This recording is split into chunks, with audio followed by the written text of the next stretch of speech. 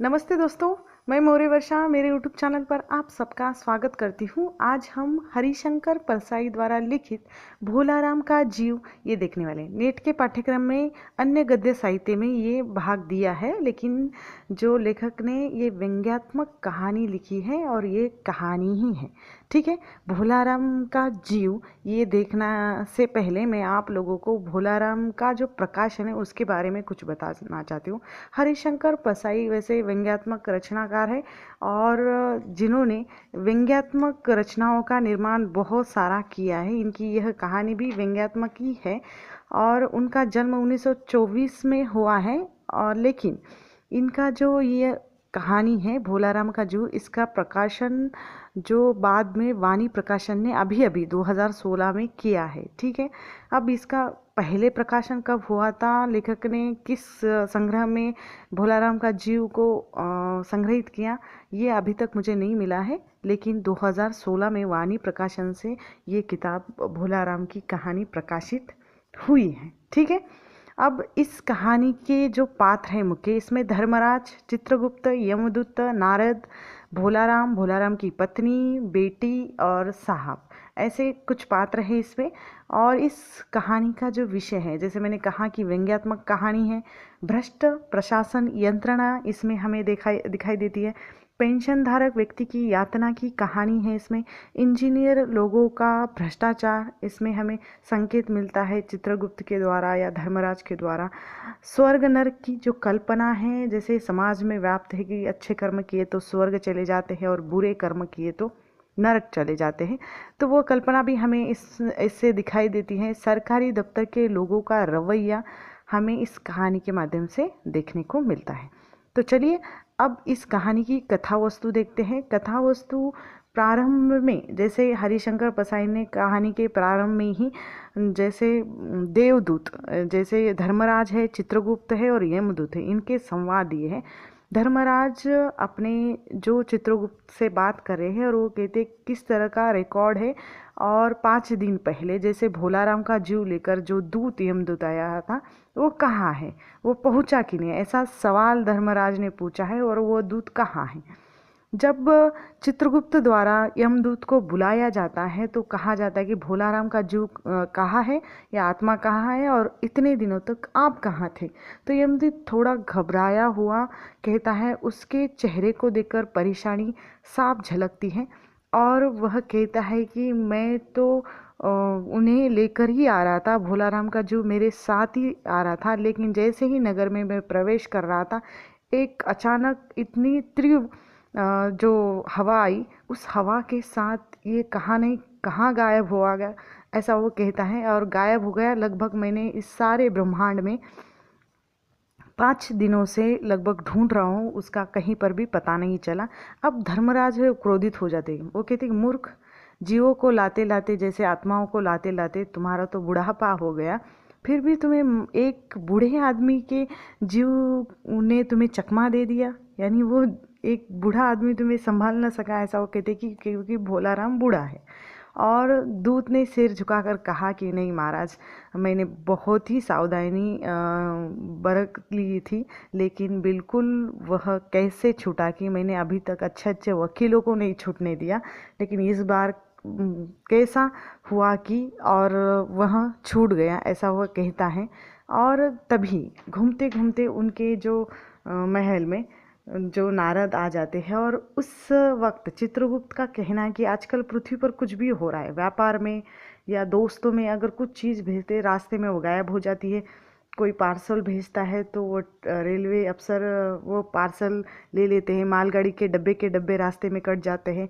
ऐसे बहुत सारे राजनीतिक दलों के नेता जैसे नेताओं को उड़ाकर बंद कर देते हैं, यानी ऐसी बातें बताई कि पृथ्वी पर आजकल कुछ भी हो रहा है, किसी के साथ कब क्या होगा पता नहीं चल रहा है, ऐसा वह चित्रगुप्त कहता है। और बड़े ही व्यंग्य से धर्मराज अपने चित्रगुप्त की ओर देखते हैं, वो कहते हैं कि तुम्हारी भी रिटायर की अभी बारी आ गई है, तुम ऐसे बातें कर रहे हो, और एक नगण्य, एक दीन, एक गरीब जो भोलाराम है उससे किसी का क्या लेना देना होगा, ऐसा वो कहते हैं। और वो सब अब गुमसुम है, नारद मुनि वहाँ आ गए हैं और वो कहते कि आप सब या धर्मराज इतने चिंतित क्यों हैं, ऐसा वो कहते। और वो कहते कि नरक में निवास स्थान की समस्या भी हल नहीं हुई क्या।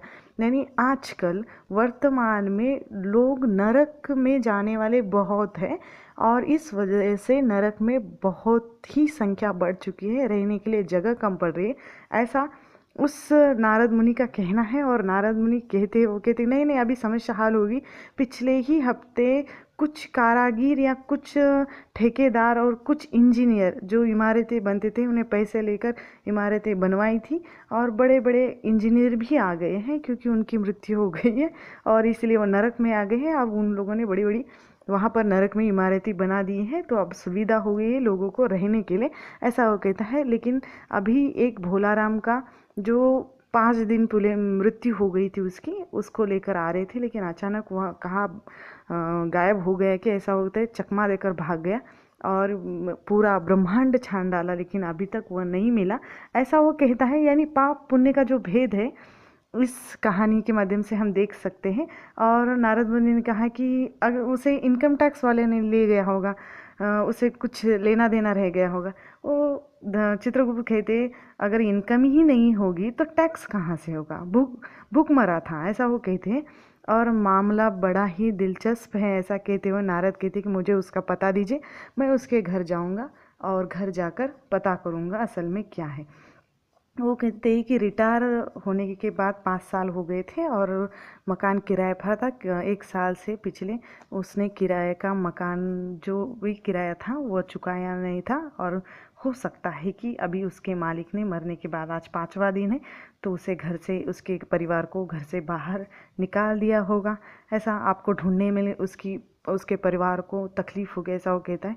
लेकिन नारद मुनि वहाँ जाते हैं पृथ्वी पर और माँ बेटी के एक साथ सम्मिलित रोने की आवाज़ सुनकर वह पहचान जाती कि यही भोलाराम का घर है।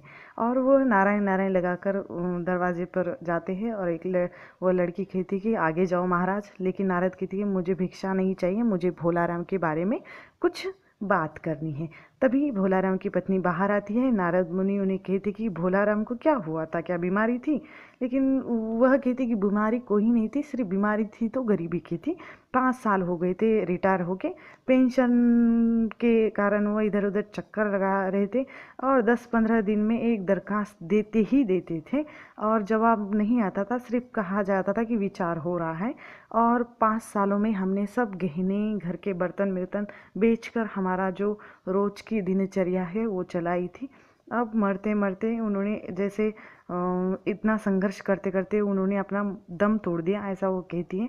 और वो नारद कहता है क्या करोगी माँ, उनकी इतनी उम्र ही थी। तो वह कहती कि उम्र तो बहुत थी, 50-60 रुपये महीना पेंशन मिलती तो कुछ काम तो आ जाता, गुजारा हो जाता, लेकिन अब घर बैठ के भी यहाँ हम क्या करें, ऐसा वो दुख भरा जो सवाल कर रही है नारद मुनि से। और वो कहती कि उन्हें किसी से विशेष प्रेम था क्या, किसी औरत के चक्कर में थे क्या, ऐसा। तो वो गुस्सा हो जाती है, कहती आप तो महाराज है, ऐसी बातें मत करो। उन्हें किसी से भी ऐसा लगा, सिर्फ बच्चों से प्यार था। और वह कहती कि आप तो महाराज है, ऐसा नहीं है, साधु हैं, एक भी दूसरी जिंदगी में उनकी स्त्री नहीं थी, ऐसा वो कहती है। नारद हंसते हैं और कहते कि तुम्हारा सोचना ठीक है, यही पर अच्छी बात है, लेकिन वह गृहस्थी चलाने का जो आधार था वो चला गया।